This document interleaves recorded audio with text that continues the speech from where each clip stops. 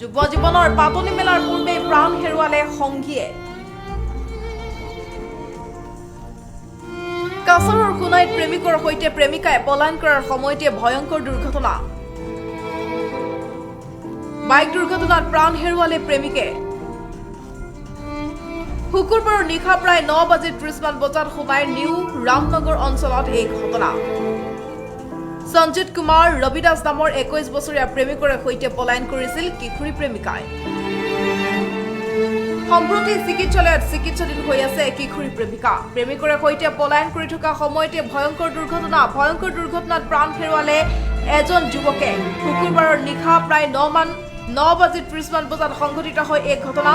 সোণাইৰ new Ramnagar অঞ্চলত সংঘটিত হয় এই ঘটনা।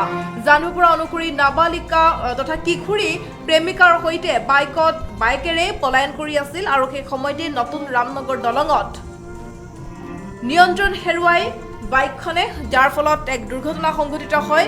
যি দুৰ্ঘটনাত প্ৰাণ হেৰুৱালে সঞ্জিত কুমাৰ ৰবিদাস নামৰ 21 বছৰীয়া এজন যুৱকে। ইয়াৰ পিছতে স্থানীয় লোকে আহত কিশোৰীগৰাকীক উদ্ধাৰ কৰি চিকিৎসালয়লৈ লৈ যায়। এই দুৰ্ঘটনাৰ খবৰ লাভ কৰাৰ লগে লগে সোণাই থানাৰ আৰক্ষী উপস্থিত হয় আৰু নিথৰ দেহটো উদ্ধাৰ কৰি মৰণোত্তৰ পৰীক্ষাৰ বাবে প্ৰেৰণ কৰে চিকিৎসালয়লৈ। শিলচৰ চিকিৎসা মহাবিদ্যালয়লৈ প্ৰেৰণ কৰে নিথৰ দেহ।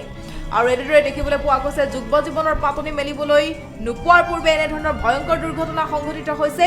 যি দুৰ্ঘটনাত প্ৰাণ হেৰুৱালে প্ৰেমিকে। যুৱ জীৱনৰ পাতনি মেলাৰ পূৰ্বে প্ৰাণ হেৰুৱালে সংগীয়ে।